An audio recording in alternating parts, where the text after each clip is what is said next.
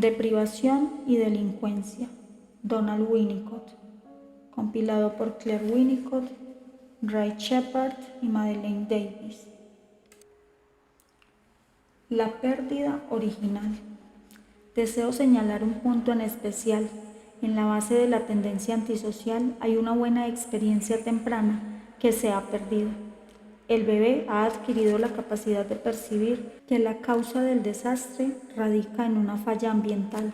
Esta es sin duda una característica fundamental de la tendencia antisocial.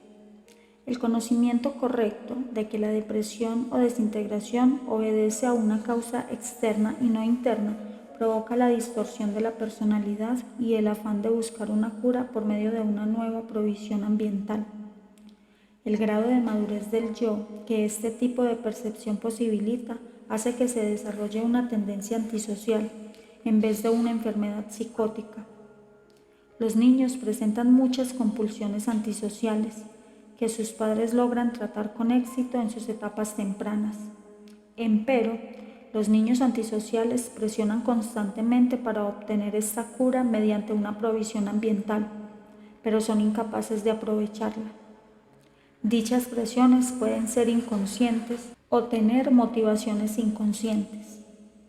Parecería que la deprivación original acontece durante el periodo en el que el yo del infante o niño de corta edad está en vías de fusionar las raíces libidinales y agresivas o de la motilidad del ello.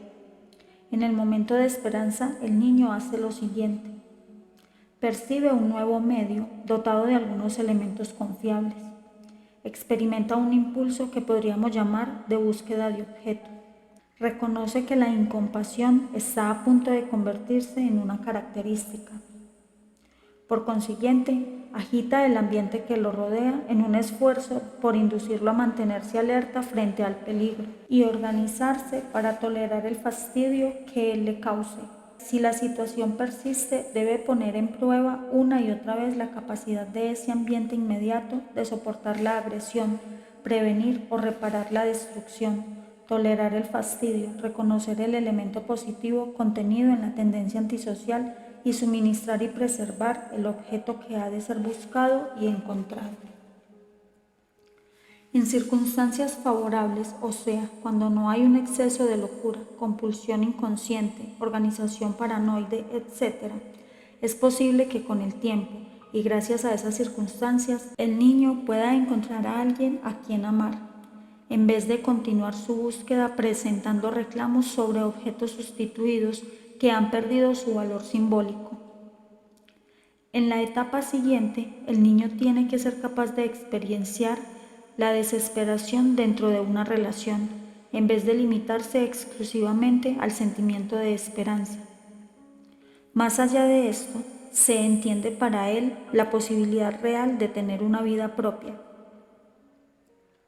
Cuando los celadores y el personal especializado de un albergue guían a un niño a través de todos estos procesos, hacen una terapia sin duda comparable al trabajo analítico. Por lo común, los padres llevan a cabo esta tarea completa con uno de sus hijos. No obstante, muchos progenitores perfectamente capaces de criar y educar a niños normales fracasan con el hijo que manifiesta una tendencia antisocial. En esta enunciación he omitido adrede las referencias a la relación entre la tendencia antisocial y la actuación, acting out, la masturbación, el superyo patológico y el sentimiento inconsciente de culpa, las etapas del desarrollo libidinal, la compulsión de repetición, la regresión a la fase previa a la preocupación, la defensa paranoide, los vínculos de la sintomatología con el sexo. Tratamiento. En suma, el psicoanálisis no es el tratamiento indicado para la tendencia antisocial.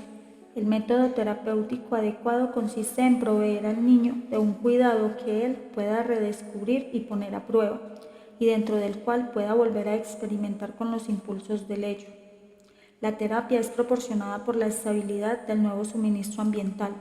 Los impulsos del ello solo cobran sentido si el individuo los experimenta dentro del marco de las relaciones del yo, y cuando el paciente es un niño deprivado, las relaciones del yo deben obtener el soporte de la relación con el terapeuta.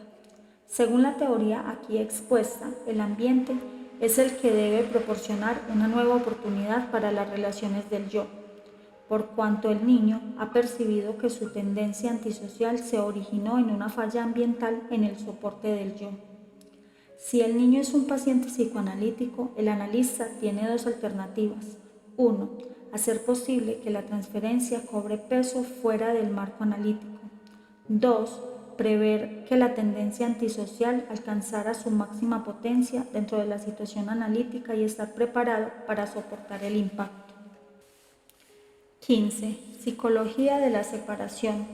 Artículo escrito en marzo de 1958 para uso de los asistentes sociales. Recientemente se ha escrito mucho sobre el tema de la separación y sus efectos. Estos pueden enunciarse basándose en los resultados de la observación clínica. Hoy en día se ha llegado a un acuerdo considerable con respecto a qué se puede esperar cuando se separa de la figura parental al bebé o niño de corta edad por un lapso demasiado prolongado. Se ha comprobado que existe una relación entre la tendencia antisocial y la deprivación. A continuación, intentaré estudiar la psicología de la reacción ante la pérdida, aprovechando los grandes aportes hechos a nuestra comprensión del tema desde que Freud publicó su trabajo Duelo y Melancolía, influido a su vez por las ideas de Karl Abraham. Para comprender a fondo la psicología de la angustia de separación, es necesario e importante que procuremos relacionar la reacción ante la pérdida con el destete, la aflicción, el duelo y la depresión. Quienes trabajan con niños deprivados deben adoptar ante todo como base teórica de su labor el principio de que la enfermedad no deriva de la pérdida en sí, sino de que esa pérdida haya ocurrido en una etapa del desarrollo emocional del niño o bebé, en que éste no podía reaccionar con madurez. El yo inmaduro es incapaz de experimentar el duelo. Por lo tanto, cuanto haya que decir acerca de la deprivación y la angustia de separación debe fundarse en una comprensión de la psicología del duelo. Psicología del duelo. El duelo en sí es un indicador de madurez en el individuo. Su complejo mecanismo incluye el siguiente proceso. El individuo que ha sufrido la pérdida de un objeto introyecta a éste y lo odia dentro del yo. Desde el punto de vista clínico, lo muerto del objeto introyectado varía de un momento a otro, según predomine el odio o el amor hacia él. Durante el duelo, el individuo puede ser feliz por un tiempo como si el objeto hubiese resucitado, porque ha revivido en su interior, pero aún tiene por delante más odio y la depresión volverá tarde o temprano. Algunas veces vuelve sin una causa obvia, otras retorna traída por sucesos fortuitos o aniversarios que recuerdan la relación mantenida con el objeto y subrayan una vez más el modo en que le falló al individuo al desaparecer. Con el tiempo, en los individuos sanos, el objeto interiorizado empieza a liberarse del odio, tan poderoso al principio, y el individuo recobra la capacidad de ser feliz pese a la pérdida del objeto y a causa de su resurrección dentro del yo. Un bebé que no ha alcanzado determinada etapa de madurez no puede llevar a cabo un proceso tan complejo. Hasta el individuo que ha llegado a esta etapa necesita que se cumplan determinadas condiciones para poder elaborar el proceso del duelo. El ambiente que lo rodea debe presentarle apoyo y sostén mientras efectúe esa elaboración. Asimismo, el individuo debe estar libre del tipo de actitud que impide experimentar tristeza. A veces los individuos que ya son capaces de hacer el duelo se ven impedidos de elaborar los procesos por falta de comprensión intelectual, como sucede cuando en la vida de un niño se teje una conspiración de silencio en torno a una muerte.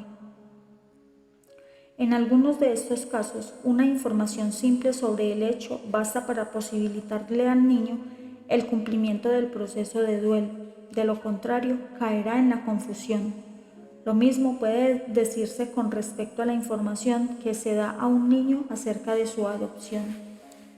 Se ha señalado convenientemente que una parte del odio hacia el objeto perdido puede ser consciente. Sin embargo, cabe prever que habrá más odio del que se siente. Cuando este odio y la ambivalencia hacia el objeto perdido son hasta cierto punto conscientes, no hay duda de que nos hallamos una vez más ante una señal de buena salud. Podemos examinar globalmente el tema de la deprivación basándonos en esta breve enunciación de la psicología del duelo y percibir que el asistente social trata el efecto de la pérdida ya ocurrida o en curso, que el yo inmaduro del individuo es incapaz de afrontar con madurez, o sea, mediante el proceso del duelo. El asistente social necesita tener un diagnóstico, en otras palabras, tiene que ser capaz de comprender en qué etapa de su desarrollo emocional se hallaba el bebé o niño cuando ocurrió la pérdida, para poder evaluar el tipo de reacción que ella ha provocado. Por supuesto, cuanto más cerca esté el niño de poder hacer el duelo, tanto mayor será la esperanza de que pueda recibir ayuda aun cuando padezca alguna enfermedad clínica grave. Por otro lado, cuando la pérdida activa unos mecanismos muy primitivos, el asistente social quizás deba admitir que está sujeto a una limitación fundamental con respecto a la ayuda que puede prestarle a ese bebé o niño. Este no es el lugar adecuado para enumerar las reacciones primitivas ante una pérdida, que indican un grado de madurez insuficiente para el duelo. No obstante, puedo dar algunos ejemplos. A veces podemos demostrar que la pérdida simultánea de la madre y su pecho crea una situación en la que el bebé pierde no solo el objeto, sino también el aparato para utilizarlo, la boca. La pérdida puede ahondarse hasta abarcar toda la capacidad creativa del individuo, en cuyo caso, más que una desesperanza de redescubrir el objeto perdido, habrá una desesperanza basada en la incapacidad de salir en busca de un objeto. Entre estos dos extremos, reacciones muy primitivas ante la pérdida y el duelo, hay toda una escala de fallas de comunicación atormentadoras. Dentro de este campo se observa clínicamente toda la sintomatología de la tendencia antisocial. El robo aparece aquí como una señal de esperanza, quizá bastante temporaria, pero positiva mientras dure, antes de que el individuo recaiga en la desesperanza. A medio camino entre los dos extremos descritos hay un tipo de reacción ante la pérdida que indica la anulación de lo que Melanie Klein dio en llamar el establecimiento de la posición depresiva en el desarrollo emocional. Cuando todo marcha bien, el objeto, la madre o figura maternal, permanece cerca del bebé hasta que éste llega a conocerlo plenamente, en el momento de su experiencia instintiva como una parte de la madre que está siempre presente. En esta fase, el individuo experimenta un aumento gradual de su sentido de preocupación. Si en su transcurso pierde a la madre, el proceso se revierte. El hecho de que la madre no esté allí cuando el bebé se siente preocupado provoca la anulación del proceso integrador, de manera tal que la vida instintiva queda inhibida o disociada de la relación general entre el niño y el cuidado que le prestan. En tal caso, el sentido de preocupación se pierde. En cambio, cuando el objeto, la madre, continúa existiendo y desempeñando su rol, el sentido de preocupación se robustece paulatinamente. El florecimiento de este proceso da como resultado esa madurez que denominamos capacidad de hacer el duelo. 16. Agresión, culpa y reparación. Disertación pronunciada ante la Liga Progresiva el 8 de mayo de 1960. Deseo valerme de mi experiencia como psicoanalista para exponer un tema recurrente en el trabajo analítico, que ha tenido siempre gran importancia. Concierne a una de las raíces de la actividad constructiva, la relación entre construcción y destrucción. Tal vez ustedes lo reconozcan al punto como un tema desarrollado principalmente por Melanie Klein, quien reunió sus ideas al respecto bajo el título de La posición depresiva en el desarrollo emocional. No conviene al caso establecer si es o no un título acertado. Lo importante es que la teoría psicoanalítica evoluciona en forma constante, que Melanie Klein fue quien tomó la destructividad existente en la naturaleza humana y empezó a explicarla y encontrarle un sentido desde el punto de vista psicoanalítico. Fue un adelanto importante, acaecido en la década siguiente a la Primera Guerra Mundial. Muchos de nosotros tenemos la impresión de que no podríamos haber llevado a cabo nuestro trabajo sin este agregado importante a lo dicho por Freud acerca del desarrollo emocional del ser humano. Melanie Klein amplió lo enunciado por Freud sin alterar los métodos de trabajo del analista. Podría suponerse que el tema atañe a la enseñanza de la técnica psicoanalítica. Si no me equivoco, esto no les molestaría a ustedes. Empero creo sinceramente que es un tema de vital importancia para toda la gente pensante, sobre todo porque enriquece nuestra comprensión del significado de la expresión sentimiento de culpa, asociándola a este por un lado con la destructividad y por el otro con la actividad constructiva. Todo esto parece bastante simple y obvio. Surge la idea de destruir un objeto, aparece un sentimiento de culpa y el resultado es un trabajo constructivo. Pero si ahondamos en la cuestión descubrimos que es mucho más compleja. Cuando se intenta ofrecer una descripción completa del tema, se debe recordar que el momento en que esta secuencia simple empieza a cobrar sentido, a ser realidad o a tener importancia, constituye un logro dentro del desarrollo emocional del individuo. Es típico de los psicoanalistas que al tratar de abordar un tema como este, siempre piensan en función del individuo en proceso del desarrollo, lo cual significa remontarse a una etapa muy temprana de su vida para ver si se puede determinar el punto de origen. Por cierto, que la más temprana infancia podría concebirse como un estado en que el individuo es incapaz de sentirse culpable. En consecuencia, y refiriéndonos siempre a una persona sana, cabe suponer que más adelante podría tener o experienciar un sentimiento de culpa, quizás sin registrarlo como tal en su conciencia. Entre estos dos puntos se extiende un periodo en que la capacidad de experienciar un sentimiento de culpa está en vías de establecerse. A él me referiré en esta disertación.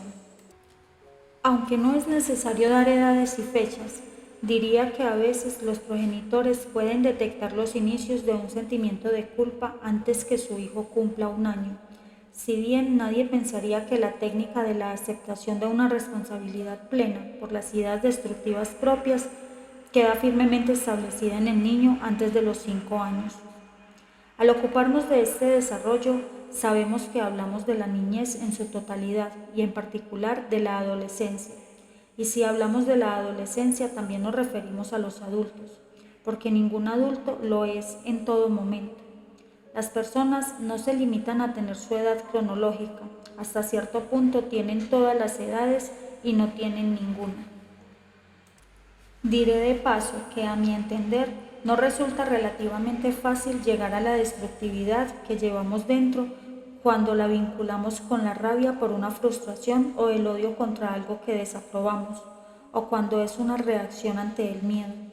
Lo difícil es que cada individuo asuma plena responsabilidad por la destructividad personal que en forma inherente atañe a una relación con un objeto percibido como bueno o dicho de otro modo, con la destructividad que se relaciona con el amor.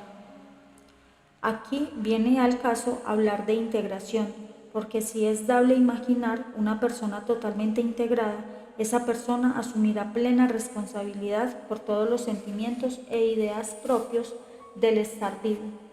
En cambio, la integración fallará si nos vemos obligados a encontrar los objetos que desaprobamos fuera de nosotros y a un precio. La pérdida de aquella destructividad que en realidad nos pertenece. Por eso digo que todo individuo debe desarrollar la capacidad de responsabilizarse por la totalidad de sus sentimientos e ideas. La palabra salud, en el sentido de una buena salud, está estrechamente ligada al grado de integración que posibilita asumir esta responsabilidad plena. La persona sana se caracteriza, entre otras cosas, por no tener que ampliar en gran medida la técnica de la proyección para hacer frente a sus propios impulsos y pensamientos destructivos. Comprenderán que paso por alto las etapas más tempranas, lo que podríamos llamar los aspectos primitivos del desarrollo emocional. No hablo de las primeras semanas o meses de vida, porque un derrumbe en esta área del desarrollo emocional básico ocasionaría una enfermedad mental que requeriría la internación del individuo. Me refiero a la esquizofrenia, que no entra en el tema de esta disertación. Aquí doy por sentado que en cada caso los padres han provisto lo imprescindible para que el bebé inicie una existencia individual. Lo que quiero decir podría aplicarse tanto al cuidado de un niño normal durante una etapa determinada de su desarrollo como a una fase del tratamiento de un niño o adulto, pues en psicoterapia nunca sucede nada verdaderamente nuevo. En el mejor de los casos, alguna parte del desarrollo de un individuo que no había sido completada originariamente se completa, hasta cierto punto en el curso del tratamiento. A continuación citaré algunos ejemplos tomados de tratamientos psicoanalíticos en los que omitiré todo detalle ajeno a la idea que procuro exponer. Caso 1. Este ejemplo ha sido extraído del análisis de un hombre que ejerce la psicoterapia. Empezó una sesión contándome que había ido a ver el modo en que se desempeñaba en sus tareas un paciente suyo. En otras palabras, había abandonado el rol del terapeuta que trata al paciente en el consultorio y lo había visto en su lugar de trabajo. El paciente tenía mucho éxito en su trabajo, que era muy especializado y requería movimientos muy rápidos. Durante las sesiones de terapia, el paciente también ejecutaba movimientos rápidos, que en ese ámbito carecían de sentido y se resolvía en el diván como un poseso. Mi paciente dudaba de si había sido acertado o no visitar a su paciente en el lugar de trabajo, aunque creía probable que tal acción lo había beneficiado a él. A continuación, se refirió a sus propias actividades durante las vacaciones de Pascua. Tenía una casa de campo, le gustaban mucho los trabajos físicos, cualquier actividad constructiva y los aparatos y herramientas que sabe usar. Me describió diversos sucesos de su vida doméstica que no creo necesario relatar con todo su colorido emocional. Diré tan solo que volvió a referirse a un tema que ha tenido importancia en la fase más reciente de su análisis y en el que desempeñan un gran papel varios tipos de herramientas mecánicas. En camino hacia mi consultorio, suele detenerse a contemplar una máquina herramienta expuesta en una vidriera cerca a mi casa y provista de unos dientes espléndidos. Este es el modo en que mi paciente llega hasta su agresión oral, al impulso de amor primitivo con toda su crueldad y destructividad. Podríamos llamarlo comer, eating. En su tratamiento tiende a esta crueldad del amor primitivo y, como supondrán, la resistencia a enfrentarla era tremenda. Diré de paso que este hombre conoce la teoría y podría ofrecer una buena explicación intelectual de todos estos procesos, pero hace psicoanálisis de posgrado porque necesita ponerse verdaderamente en contacto con sus impulsos primitivos, no como una cuestión mental, sino como una experiencia instintiva y una sensación corporal. En la hora de sesión pasaron muchas otras cosas, incluido un examen de la pregunta: ¿podemos comer nuestra torta y al mismo tiempo tenerla? Solo deseo extraer de este caso la siguiente observación. Cuando salió a la luz este material nuevo, relacionado con el amor primitivo y la destrucción del objeto, ya se había hecho alguna referencia al trabajo constructivo. Cuando le hice al paciente la interpretación que necesitaba de mí y quería destruirme, comiéndome, pude recordarle lo que él había dicho acerca de la construcción. Le recordé que así como él había visto a su paciente desempeñando su trabajo, advirtiendo entonces que sus movimientos espasmódicos tenían sentido dentro de su oficio, yo podría haberlo visto a él trabajando en su jardín y utilizando artefactos mecánicos para embellecerlo.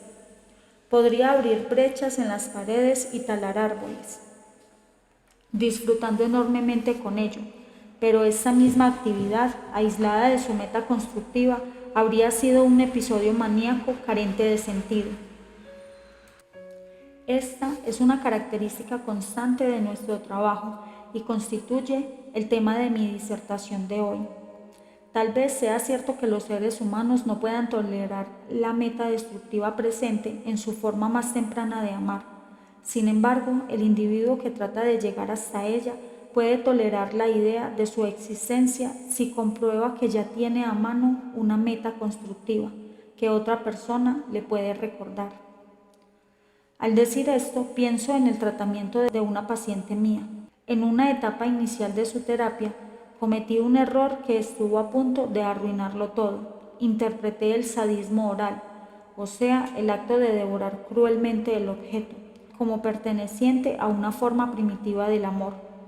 Poseía muchas evidencias de ello y mi interpretación fue en verdad acertada, pero la di demasiado pronto. Tendría que haberla formulado 10 años después. Aprendí la lección. En el largo tratamiento siguiente, la paciente se reorganizó y se convirtió en una persona real e integrada, capaz de aceptar la verdad con respecto a sus impulsos primitivos. Al cabo de 10 o 12 años de análisis diario, estuvo preparada para recibir esa interpretación. Caso 2. Al entrar en mi consultorio, un paciente vio un grabador que me habían prestado. Esto le inspiró algunas ideas. Mientras se acostaba en el diván y cobraba fuerza para la hora de trabajo analítico que tenía por delante, me dijo: me gustaría suponer que una vez terminado el tratamiento, lo que haya ocurrido aquí conmigo tendrá valor para el mundo de un modo u otro. Anoté mentalmente que este comentario podría indicar que el paciente estaba al borde de otro de esos ataques de destructividad que yo había debido tratar, una y otra vez en sus 2 años de terapia. Antes de que transcurriera la hora de sesión, el paciente accedió en verdad a un nuevo conocimiento de la envidia que me había tenido por ser un analista relativamente bueno. Tuvo el impulso de darme las gracias por ser bueno y capaz de hacer lo que él necesitaba que yo hiciera. Ya habíamos pasado por todo esto en otras ocasiones, pero ahora el paciente estaba más en contacto con sus sentimientos destructivos hacia lo que podría denominarse un objeto bueno. Una vez que quedó plenamente establecido todo esto, le recordé su esperanza, expresada al entrar en el consultorio y ver el grabador, de que su tratamiento en sí resultara valioso y constituyera un aporte al acervo general de las necesidades humanas. Por supuesto, no era necesario que yo se lo recordara, pues lo importante era lo que había sucedido y no la discusión de lo que había sucedido. Cuando relacioné estos dos puntos, mi paciente dijo que mi interpretación le parecía correcta, pero que habría sido horrible si yo la hubiese hecho basándome en su primer comentario. O sea, si le hubiese dicho que su deseo de ser útil indicaba un deseo de destruir. Era preciso que él llegara primeramente al afán destructivo, pero eso sí, que lo hiciera a su modo y en el momento que le resultara oportuno. No cabe duda de que si pudo acceder a un contacto más íntimo con su destructividad, fue gracias a su capacidad de pensar que en definitiva lo suyo sería una construcción. Pero el esfuerzo constructivo es falso y esta falsedad es peor que la falta de sentido. A menos que, como dijo mi paciente, el individuo llegue primero a establecer contacto con su destructividad. Le pareció que cuanto había hecho hasta entonces en la terapia carecía de bases adecuadas y, como él mismo me lo recordó, en realidad venía a tratarse conmigo para sentar esas bases. Diré de paso que este hombre ha hecho un trabajo muy bueno, pero siempre que se acerca al éxito experimenta un sentimiento creciente de futilidad y falsedad, una necesidad de demostrar que no vale. Esta pauta ha regido su vida. Caso 3. Una colega comenta el caso de un paciente suyo que accede a un material que podría interpretarse correctamente como un impulso de robarle a su analista. De hecho, tras haber pasado por la experiencia de un buen trabajo analítico, le dijo: ahora he descubierto que la odio por su agudeza intelectual, que es justamente lo que necesito que usted me dé. Siento el impulso de robarle ese don, o lo que sea que la capacita para hacer este trabajo. Ahora bien, estas palabras habían sido precedidas por un comentario dicho al pasar sobre lo agradable que sería ganar más dinero para poder pagar unos honorarios más altos. Aquí vemos lo mismo que en el caso anterior. El individuo alcanza una plataforma de generosidad y la usa de tal modo que desde ella se puede vislumbrar la envidia y el impulso de robar y de destruir al objeto bueno, todos ellos subyacentes bajo esa generosidad y correspondientes a la forma primitiva de amar. Caso 4. He extraído la siguiente viñeta de la extensa descripción del caso de una adolescente cuya terapeuta es a la vez su cuidadora. La muchacha se aloja en el hogar de la terapeuta, quien cuida de ella como si fuera una hija más. Este régimen de atención tiene sus ventajas y desventajas. La adolescente había padecido una enfermedad grave y en la época en que ocurrió el incidente que relataré, salía de un largo periodo de regresión a la dependencia y a un estado infantil. Podría decirse que ya no había regresión en su relación con el hogar y la familia, pero todavía se encontraba en un estado muy especial en el reducido ámbito de las sesiones vespertinas de terapia, que se efectuaban dentro de un horario fijo. Llegó un momento en que la adolescente expresó el odio más profundo hacia su terapeuta, cuidadora, la señora X. Todo iba bien durante el resto de las 24 horas, pero en la sesión de terapia, la muchacha, destruida total y reiteradamente a la señora X, resulta difícil dar una idea de hasta qué punto la odiaba como terapeuta y de hecho la aniquilaba. Este caso no era similar al del terapeuta que iba a ver al paciente en su lugar de trabajo, por cuanto la señora X tenía a la joven bajo su cuidado constante, ambas mantenían dos relaciones independientes y simultáneas. Durante el día comenzaron a suceder toda clase de incidentes novedosos. La adolescente empezó a manifestar su deseo de ayudar a limpiar la casa, lustrar los muebles y ser útil. Esta ayuda era algo absolutamente nuevo. Nunca había integrado la pauta personal de la muchacha cuando vivía en su propio hogar, ni aún antes de contraer aquella enfermedad grave. Creo que debe haber pocas adolescentes que hayan prestado tan escasa ayuda efectiva en su hogar, ni siquiera ayudaba a lavar la vajilla. Esta colaboración fue pues un rasgo muy novedoso en ella. Emergió calladamente, por decirlo así, como un elemento paralelo a la destructividad total que la adolescente empezaba a descubrir en los aspectos primitivos de su amor, a los que accedía en su relación con la terapeuta durante las sesiones. Como ven aquí, se repite la misma idea que afloró en los casos anteriores. Por supuesto, la toma de conciencia de la destructividad por parte de la paciente posibilitó la actividad constructiva manifestada durante el día. Pero en este momento quiero que ustedes vean el proceso a la inversa. Las experiencias constructivas y creativas posibilitan el acceso de la adolescente a la experiencia de su destructividad. Observarán que de estos ejemplos se extrae un colorario. El paciente necesita tener una oportunidad de contribuir, de cooperar en algo, y aquí es donde el tema de mi disertación se enlaza con la vida cotidiana. La oportunidad de practicar una actividad creativa, un juego imaginativo, un trabajo constructivo es precisamente lo que tratamos de proporcionar a todas las personas de manera equitativa. Volveré sobre esto más adelante. Ahora intentaré agrupar las ideas expuestas en forma de casos ilustrativos. Estamos tratando un aspecto del sentimiento de culpa que nace de la tolerancia de nuestros impulsos destructivos en la forma primitiva del amor. Dicha tolerancia genera algo nuevo, la capacidad de disfrutar de las ideas aun cuando lleven en sí la destrucción y de las excitaciones corporales correspondientes. Hay una correspondencia mutua entre estas excitaciones y las ideas. Tal avance proporciona espacio suficiente para la experiencia de preocupación, base de todo lo constructivo.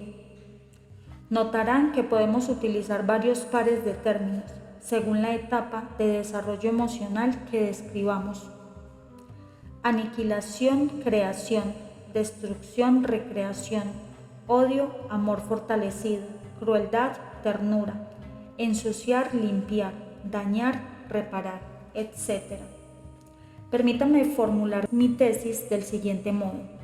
Si les agrada, pueden observar cómo una persona hace una reparación y comentar con sagacidad: ajá, eso indica una destrucción inconsciente. Empero, si proceden así, no presentarán gran ayuda al mundo. La alternativa es interpretar esa reparación como un acto mediante el cual esa persona está fortaleciendo su self, posibilitando así la tolerancia de su destructividad inherente. Supongamos que ustedes bloquean la reparación de algún modo. Esa persona quedará incapacitada hasta cierto punto para responsabilizarse de sus impulsos destructivos y desde el punto de vista clínico, el resultado será la depresión o una búsqueda de alivio mediante el descubrimiento de la destructividad en otra parte, o sea, utilizando el mecanismo de la proyección. Concluiré esta breve exposición de un tema muy extenso enumerando algunas aplicaciones cotidianas del trabajo en que se funda lo dicho hasta aquí. A. La oportunidad de contribuir de un modo u otro ayuda a cada uno de nosotros a aceptar esa destructividad básica, vinculada con el amor, que es parte integral de nosotros mismos y que llamamos comer. B. Proporcionar esa oportunidad y ser perceptivo cuando alguien tiene momentos constructivos no siempre da resultado, es comprensible que así sea. C. Si le damos a alguien esa oportunidad de contribuir, podemos obtener 3 resultados. 1. Era exactamente lo que esa persona necesitaba.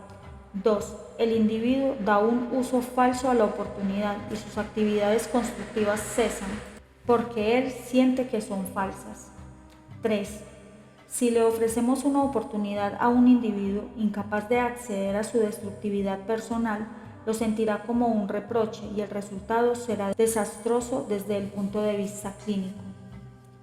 D. Podemos utilizar las ideas aquí tratadas para obtener cierta comprensión intelectual acerca del modo en que actúa un sentimiento de culpa cuando está a punto de transformar la destructividad en constructividad. Debo señalar que el sentimiento de culpa al que me refiero suele ser silencioso y no consciente. Es un sentimiento latente, anulado por las actividades constructivas. El sentimiento de culpa patológico que se percibe como una carga consciente es harina de otro costal. A partir de esto llegamos a comprender en cierta medida la destructividad compulsiva que puede aparecer en cualquier parte, pero que es un problema específico de la adolescencia y una característica constante de la tendencia antisocial. La destructividad, aun siendo compulsiva y engañosa, es más sincera que la constructividad, cuando ésta no se funda como corresponde en un sentimiento de culpa derivado de la aceptación de los propios impulsos destructivos, dirigidos hacia un objeto que se considera bueno. F. Estas cuestiones se relacionan con los procesos importantísimos que se desarrollan de manera poco discernible cuando una madre y un padre proporcionan a su hijo recién nacido un buen punto de partida para su vida. Y G, por último, llegamos al fascinante y filosófico interrogante: ¿podemos comer nuestra torta y al mismo tiempo tenerla? Para un próximo audio, luchando por superar la fase de desaliento malhumorado.